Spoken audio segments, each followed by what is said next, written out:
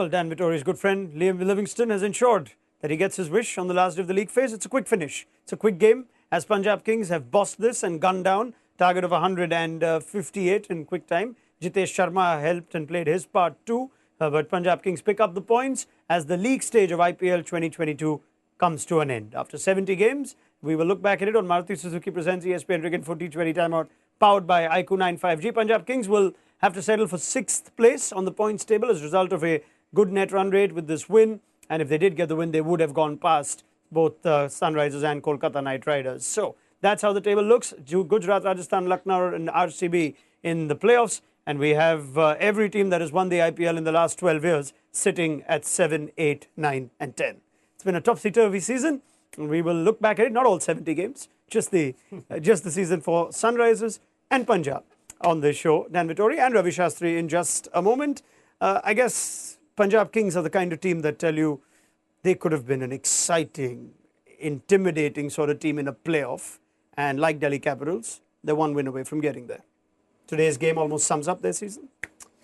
Yeah, in a lot of ways. I think you think of the inconsistency. You think of the inconsistency of all the teams, probably including RCB, Delhi, Sunrisers and Kings, that they will be able to find 1 or 2 wins quite comfortably when they debrief the season. And there'll be frustration born from that because they know they're good enough to get that 1 more win or that 2 more wins to guarantee a place. And I think particularly for Kings, they'll see it in just trying to find the balance on their lineup. I just never think they've found that right balance, and they've put a lot of onus on Livingston, who's delivered. He's been magnificent the whole season, and then they've had cameos for like Jitesh Sharma. I think he's been fantastic for them. But the fact that Mayank didn't have a good season, or Shahrukh Khan, and then an overall bowling unit to support Rabada and Arshdeep Singh. So that's a review done. We're good to go.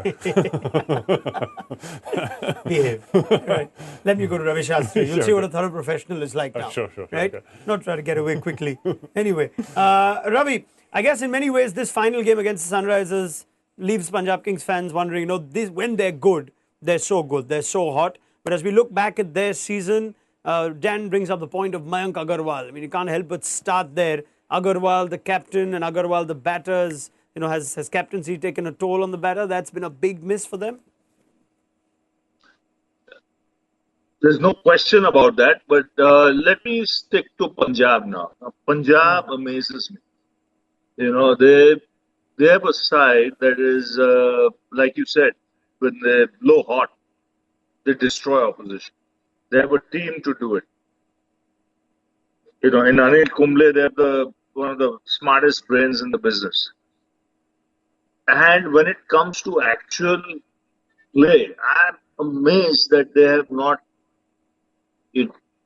gone. It's another team that's never won an IPL. But I mean, the team they had now was unbelievable. And with Livingston, who's like a rock star, he's the best overseas player that has come in the IPL, right? And it amazes me. Now I'm going to come to the point of Mayank Agarwal. Mayank Agarwal is in the same boat as Ravindra Jadeja. Guys who have never captained sides, you ask them to captain a franchisee. And this is no disrespect to Mayank, because I love the kid. I know how he plays his cricket, how determined he is. But it's putting a guy who's very good at what he does in a wrong place. And it can have problems. Serious problems, serious repercussions. It could have cost him his place in the Indian side, test side, everything. Because the selectors will judge on current form, they'll judge on what they actually see. So, it hurts me because I know how good a player he is. Yeah. But obviously the pressures of captaincy will weigh on anybody's mind. You saw Jadeja turning out to be a different cricketer.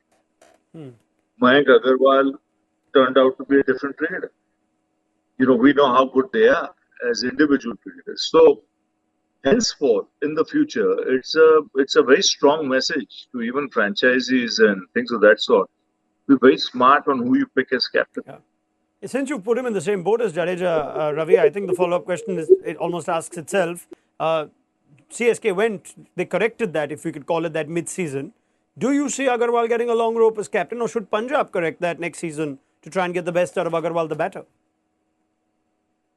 It's Punjab's headache. Punjab should. If I mean, to get the best out of Agarwal, fabulous player. But when you put that kind of pressure on him, then you can see it. I don't want to go into gory details, but you can see it. That it's affecting. Yeah, I mean, clearly we know this is a batter who's woefully out of form in Mayank Agarwal. Such a good batter in the last few editions. I wonder how frustrating it must be for a franchise when the things that you weren't sure of worked. Liam Livingstone worked. Things that you weren't quite. Johnny Bairstow we knew would work, but Mayank Agarwal, you thought this is going to be our banker, and that's something that's sort of not worked. Rahul Chahar hasn't worked, but just sticking on the Mayank point, is that now, is he giving you enough confidence to tell you this guy could become a better leader? Or is it in the interest of the franchise, looking at the options they have, that someone else could do it, maybe Shikhar Dhawan?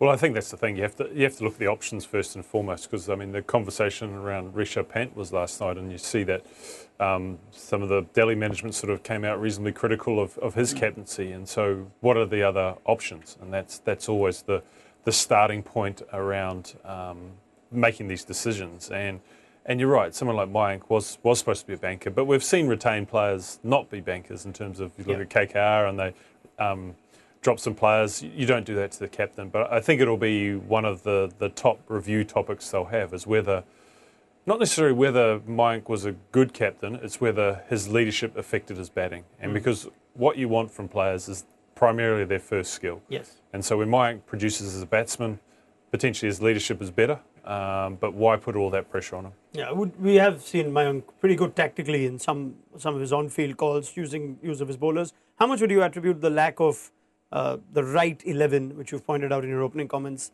to captaincy, to the captain itself?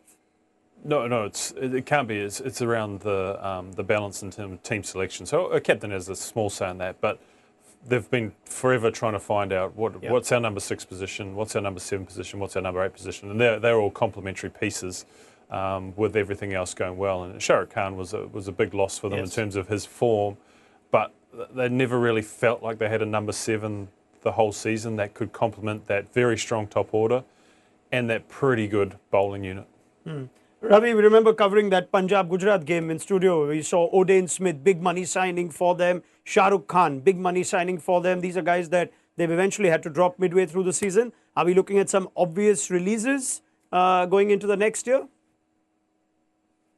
I mean, if you're looking for results, at times you've got to be brutal. So no compromise.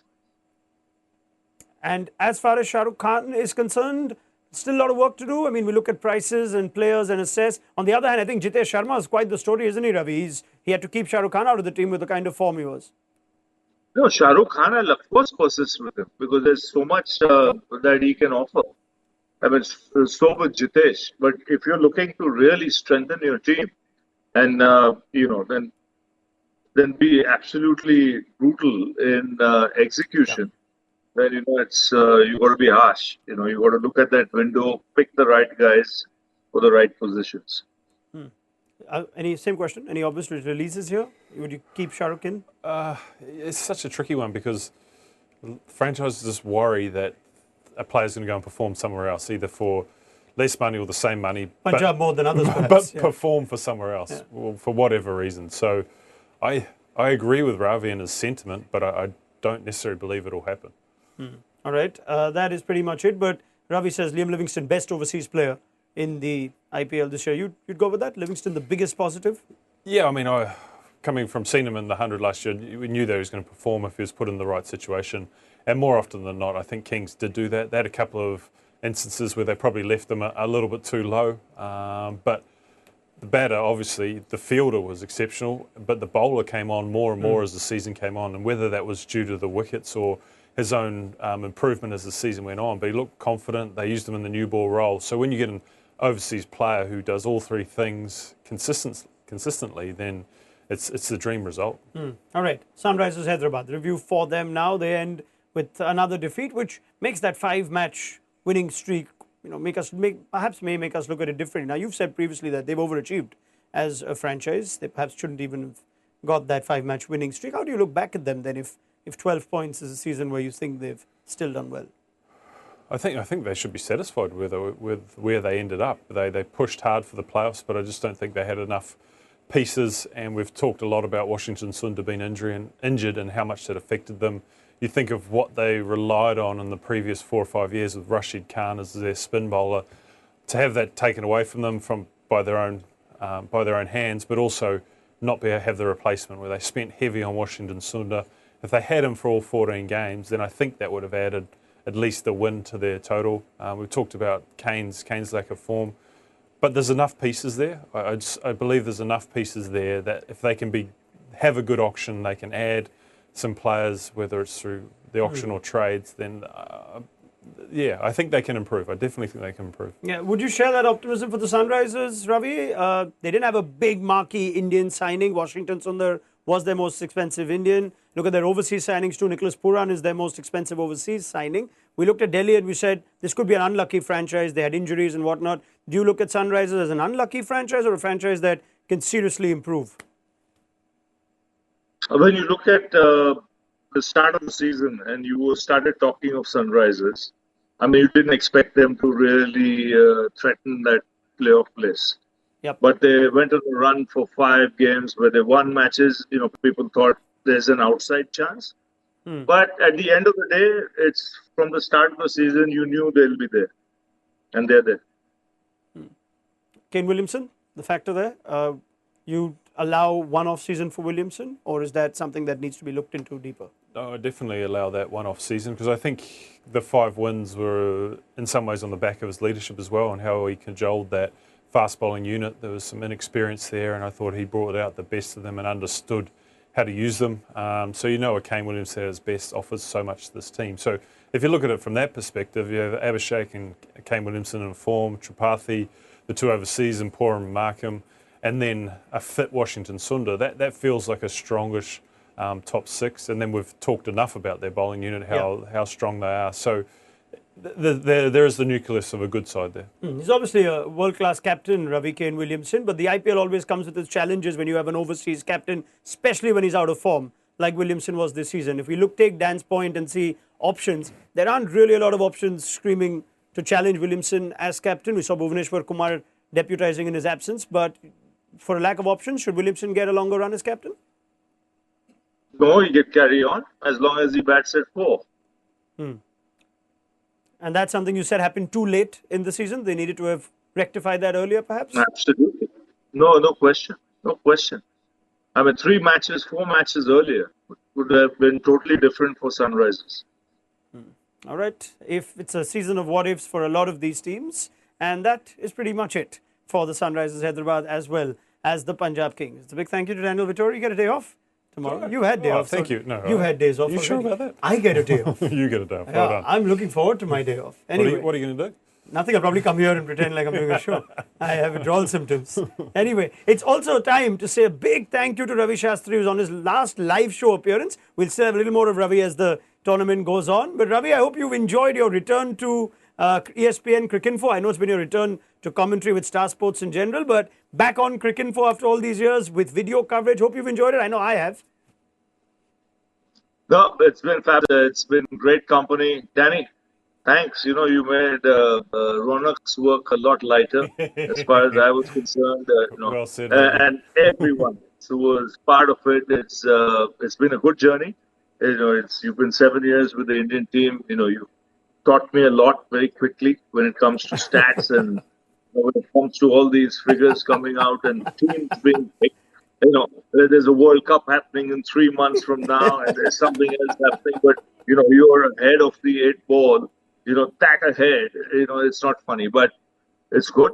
You've got me tuned again. I think I need a dip in the morning. I'll be swimming at 6 o'clock in the morning. I will join you, Ravi, perhaps. But it's been great fun. It's been an absolute pleasure, Ravi. Absolute pleasure. Thank you so much for your time and your thoughts on Maruti Suzuki Presents ESPN Cricinfo T20 Timeout, powered by Q95G. We will have Dan Vettori for the playoffs, and Manjrekar will be back as well, and you'll catch a lot more of Ravi Shastri on our network as, of course, the IPL continues to roll on. We look forward to your company for the big one, 1 versus 2. Gujarat Titans against Rajasthan Royals. Join us then on Tuesday, just after the toss, for the big first qualifier at the Eden Gardens in Kolkata. Good night.